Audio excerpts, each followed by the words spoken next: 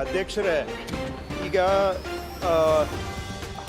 ಹಾಲಿ ಸ್ಮಶಾನ 10 ಎಕರೆ 9 ಗುಂಟೆ ಇದೆ, ಸಾಲೋದಿಲ್ಲ, ಹೆಚ್ಚುವರಿಯಾಗಿ ಬೇಕು ಅಂತ ಕೇಳಿದ್ದಾರೆ ಹರಿಹರಕ್ಕೆ. ಹೆಚ್ಚುವರಿಯಾಗಿ ಇನ್ನೊಂದು ಜಾಗವನ್ನು ಗುರುತಿಸಿದ್ದೇವೆ, ಅದು ಖಾಸಗಿ ಜಮೀನು, ರೈತರ ಹಿಡುವಳಿ ಜಮೀನು. ಅಲ್ಲಿ 9 ಎಕರೆಯನ್ನು ಗುರುತಿಸಿದ್ದೇವೆ. ಗೈಡೆನ್ಸ್ ವ್ಯಾಲ್ಯೂ 67 ಲಕ್ಷ ಇದೆ.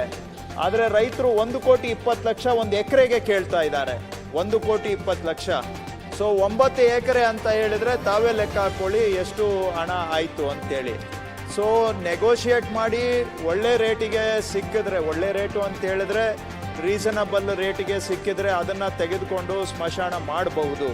ಇಲ್ಲ ಅಂತ ಹೇಳಿದ್ರೆ ನಾನು ಸೂಚನೆ ಆಲ್ರೆಡಿ ಕೊಟ್ಟಿದ್ದೇನೆ, ಬೇರೆ ಯಾವುದಾದ್ರೂ ಜಾಗವನ್ನಾದರೂ ಹುಡುಕಿ ಹೆಚ್ಚುವರಿ ಸ್ಮಶಾನಕ್ಕೆ ಜಾಗ ಅವಕಾಶವನ್ನು ಮಾಡಿ ಕೊಡಲೇಬೇಕು ಅಂತ ನಾನು ಬೆಳಿಗ್ಗೆನೇ ತಹಶೀಲ್ದಾರ್ಗೆ DC ಗೆ ಸೂಚನೆಯನ್ನು ಕೊಟ್ಟಿದ್ದೇನೆ.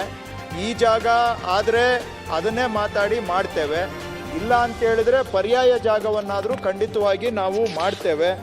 ಅಧ್ಯಕ್ಷರೇ, ಈಗ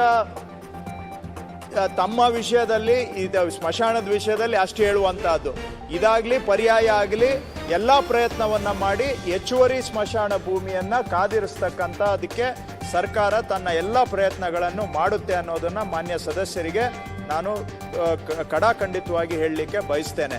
ಮುಂದುವರೆದು ಹೇಳೋದಾದರೆ ಸ್ವಲ್ಪ ಪೂರಕವಾಗಿ, ಈಗ ಯಾವ ಪರಿಸ್ಥಿತಿ ಬಂದಿದೆ ನೋಡಿ, ಸ್ಮಶಾನಕ್ಕೆ ನಾನು ಜಾಗ ಖರೀದಿ ಮಾಡಬೇಕಾಗಿ ಬಂದಿದೆ ಸರ್ಕಾರ.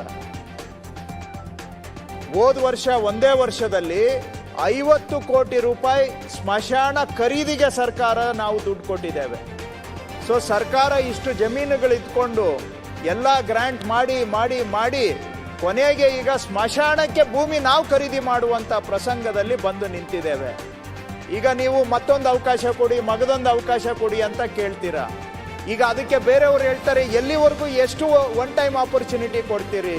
ಸ್ಮಶಾನಕ್ಕೆ ಜಮೀನುಗಳಿಲ್ಲ.